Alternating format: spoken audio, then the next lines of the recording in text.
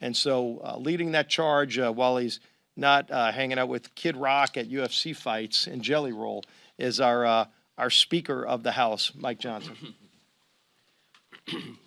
Thanks a lot. Good morning to everybody. Glad to see such a full crowd. Every seat taken, almost standing room only in here. It is almost like a UFC fight in Madison Square Garden, almost as fun. All seriousness, we had a great weekend at Mar-a-Lago with President-elect Trump talking about the legislative plan, talking about the agenda going forward, lots of substantive discussions. I met with President Trump and President-elect Trump and Vice President-elect J.D. Vance and their senior policy leaders, and there's no daylight between their agenda and what they envision and what we envision for the House. And in order to accomplish all of that, the President needs an aggressive cabinet, and he has put forward some extraordinary nominees.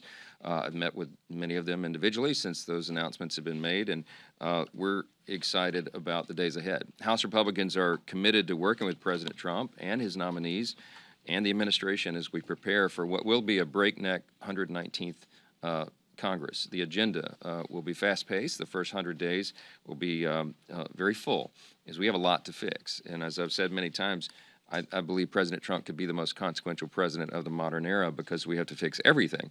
And by extension, Congress can be as well. And the incoming administration is going to be filled with great men and women, and we trust and hope that Senate Republicans will, and the whole Senate, will perform their constitutional responsibility to advise and consent on President Trump's nominees, and to do that in a speedy, expeditious manner. And as I said, we've been working with the Senate as well on this big plan we have to hit the ground running in January. We laid out this morning for the House Republicans what Leader Scalise was referring to, and that is kind of the overarching points, the overarching pieces of the reconciliation package. And in quick summary, we want to grow our economy and defeat inflation. We want to restore the border. We want to restore America's energy dominance, provide educational freedom, and dismantle the deep state. Now, lots of course, details on each of those categories, but we're working all that out together in a bicameral fashion with Senate Republicans, House Republicans working together, and of course, coordinating with the new Trump administration. In the meantime, we have some items we have to go through for the remainder of this year, as you all know. We have a disaster relief package that's been presented by the Biden administration, their request. And even before, I want to point out, even before Hurricanes Milton and Helene hit shore, House Republicans ensured that appropriate emergency funds would be provided to FEMA, as we did in that last funding package, as you know. And now that we're back in session, we're going to continue to provide for the American people with the resources that are desperately needed. So I saw firsthand. I went to the sites of the devastation. I went to Florida, where Helene made landfall, and looked at the devastation there, all the way inland, even to the agricultural areas. And then I spent a lot of time in western North Carolina, where it looks like a bomb went off in most of those areas there. So these communities can be rebuilt responsibly, and Congress has a role to play. We'll be looking at all that.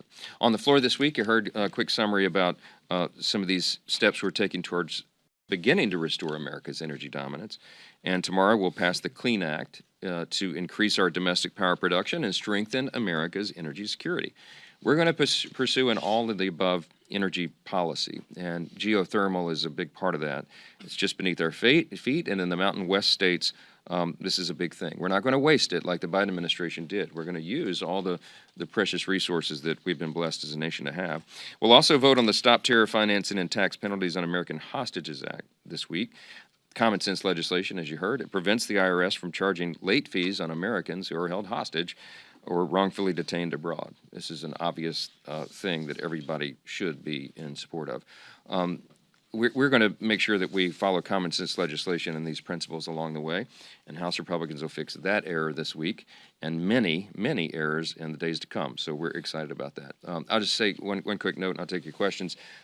We just had a great gathering of all the House Republicans, as we do each week, and we had many of our member-elects, new members who will be coming in, Republican members in the 119th Congress.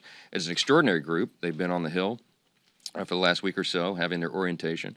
I'm really proud of this group. They have an extraordinary set of skills and expertise they bring to the table and life experiences.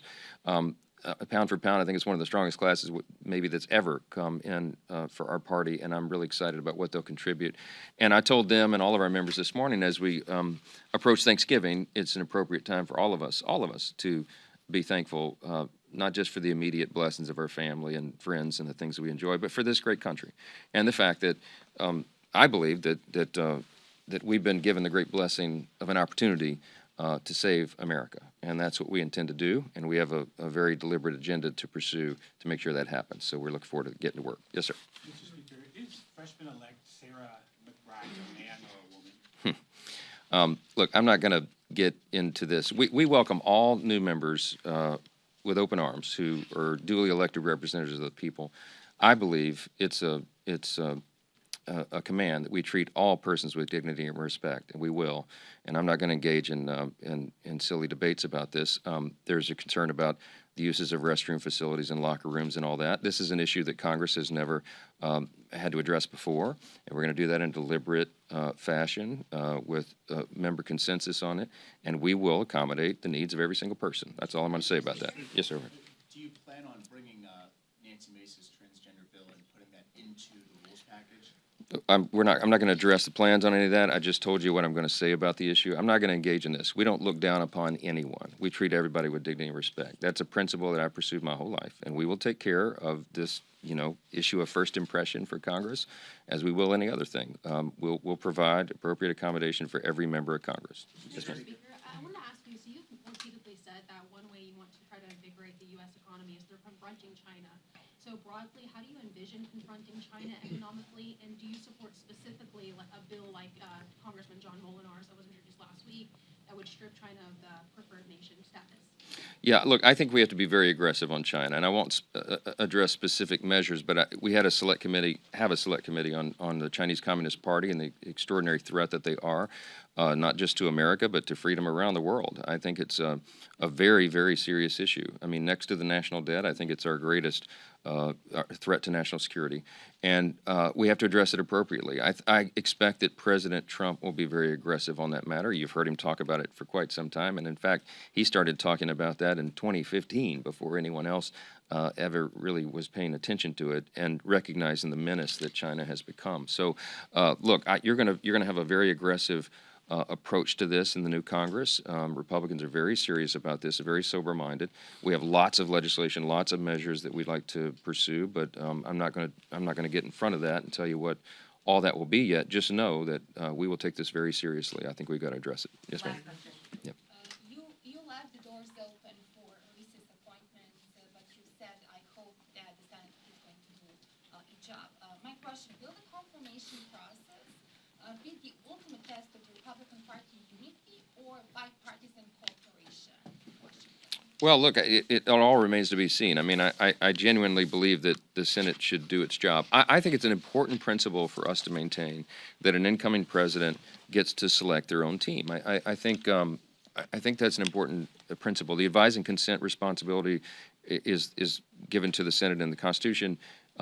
They need to take that seriously, and they will. They'll properly vet nominees, and that process will play out. But look, I'll just say this about a number of the nominees that have been appointed. I think President Trump is looking for persons who will shake up the status quo, and we got a mandate in this election cycle to do that. The status quo is not working for the American people, and so these are persons who will go in and bring real reform, a significant reform to the agencies that they lead. If you poll the American people, they will agree that that is an appropriate objective. And so I think that the Senate should do its job and, sure, take a look, do a deep dive, vet these persons, but move them along for confirmation so that the president has the team in place to do what the American people have elected him to do. And we're going to support that effort. So thank you. Appreciate it. Have a happy Thanksgiving. Happy Thanksgiving.